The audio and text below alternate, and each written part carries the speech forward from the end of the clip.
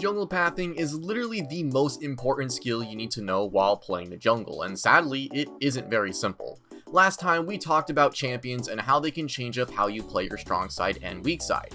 I recommend you watch the previous parts before you watch this one, as you probably need to watch those until you can understand this video. Strong side and weak side are very good bases of how you should clear and gank to be gold efficient. The only problem is that as you get higher into the ranks, the more rules or methods you need to learn to counter the enemy jungler. So let's talk about cross-map pathing. But before we get started, I am still offering free coaching VOD reviews for anyone that would like one. Any rank, any role, just go into the description of this video and add me on Discord so we can get one started for you. Let's first understand cross-mapping. Cross-mapping is a technique where while the enemy is doing something on one side of the map, you are doing something on the other side. They could be going for a gank while you steal their camps away. They could be taking drag while you are ganking top. Cross-mapping can be really useful to evening the odds in the game and punish the enemy for leaving space open, creating an opportunity. Cross-map pathing tries to create a jungle clear opposite side of the enemy, so when both junglers finish their clear, they will both have an opportunity to do something, but not interfere with one another except maybe mid-ganks. Here is a map of League of Legends. The first thing we need to do to start cross-map pathing is to know where the enemy jungler is starting. In order to do that, it will be extremely helpful to get some vision in their jungle. A good ward for this is to ward blue on either side. The reason for this is because when junglers start on blue side, two camps will spawn as the first camp they can take, blue and wolves. In almost all cases, blue will be the starting buff for when you start clearing blue side, as the pathing is already more efficient than the wolf start. One of three things will happen when you place this ward. A, you will spot them starting blue. B, you don't see them, which means they are starting on the other side. Or C, you don't see them, which means they could be taking your jungle. C is less likely to happen, but it is still some good information to know. When we know where they start, we can start on the opposite side of them. If they start top side, we start bot side. If they start bot side, we start top side. Simple enough. Congratulations, you just created a cross-map path. You can see how when you path top to bot and they path bot to top, you both end your clear on different sides of the map. This makes you interact less with the jungler and also creates cross-map opportunities when the enemy jungler is doing something. But why would you ever want to do something like this? As said before, when we do cross-map pathing, we don't interact with the enemy jungler at all, as we are usually on the other side of the map. If you don't have a favorable matchup against the jungler, it can be pretty difficult to protect your camps and also add pressure, as the enemy jungler is just one step away from countering you. It also kind of limits your choices on what you can do, which can feel terrible. So, cross-map pathing solves those issues by giving those opportunities back to you, so you can at least play the game.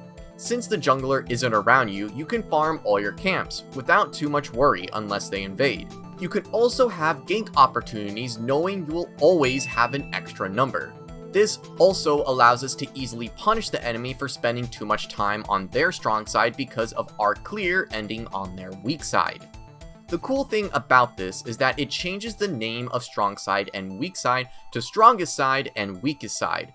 This also makes their strongest side on our weakest side and their weakest side on our strongest side.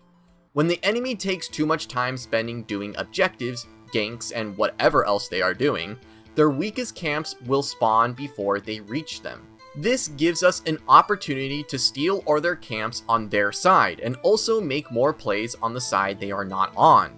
We should know when their weak side camps are spawning, because generally, if your weakest side camps are spawning, their weakest side camps should be respawning as well, at least in a perfect world. So we talked about how cross-map pathing can benefit us by giving us more opportunity than if we match our clear with the enemy jungler. But what are some of the drawbacks of this clear? One point we explained was that if the enemy takes too much time on their strongest side, their weakest side camps will come back up.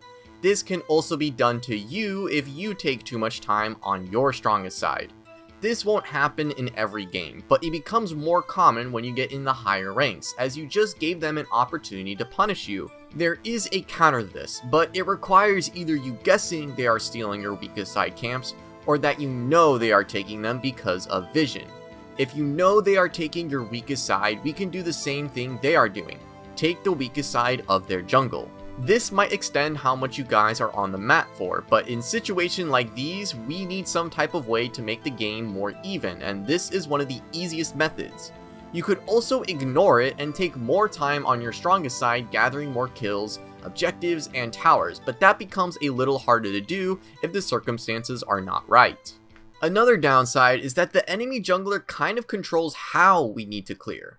Why is that? Well, if you want to do cross-map pathing, but you also want your bot side to be your win con, the enemy jungler needs to start bot so you can start top. But if the enemy starts top, you now have to either force the bad matchup and match the path, or do cross-map pathing, which gets rid of your bot lane as a win con. Another drawback for this type of clear is if we are in a good matchup. If we do a cross-map path when we are stronger than the enemy jungler, we just gave them a free opportunity to have a chance in evening out the game. The main goal of a cross-map path is to even the game out by having the enemy have one side of the map while we have the other. If we force the enemy to match our path while we have a favorable matchup, they can't slowly start scaling and most likely not be able to do anything. If we let them cross-map path, they can even the game out in the early game to eventually scale and run away with the game. The one crucial part about cross-map pathing is matchups. If you don't know how bad or good the matchup is, it can be difficult to choose this type of pathing. In order to learn matchups, you need to play countless of games understanding how certain characters do against others. Other matchups you might want to consider when doing this type of clear is if we win the lane battle. If we match a clear with a jungler that we most likely win the matchup against, it can shrink how many opportunities they have. But if we lose against the 2v2 battle in top or the 3v3 battle in bot, we limit ourselves to not be able to gank on our strong side. So consider understanding if we can win against some small skirmishes. This takes a lot of time and practice, but once you learn something like this, it can heavily boost your consistency and rank. We have talked a lot about cross-map pathing, and you can already see how this different path can help or hurt your game. It can help you create opportunities without worrying about the enemy jungler countering, but it has some drawbacks that you need to follow. It hurts you if you have a favorable matchup, as it allows the enemy to create a more equal game, allowing them to scale and maybe win. Matchups are also super important to know to understand if you want to do this type of pathing, and it also limits you on how you path. Thank you so much for watching part 3 of the jungle pathing iceberg. I hope you enjoyed it, and if you did, please consider leaving a like and subscribing. It is completely free and you can always unsubscribe at any time. If you have any questions about jungle pathing, don't be afraid to leave a comment so I can answer it. I hope at least this information has benefited you a little into becoming a better jungler. Good luck on hitting your dream rank, and I will see you in the next part.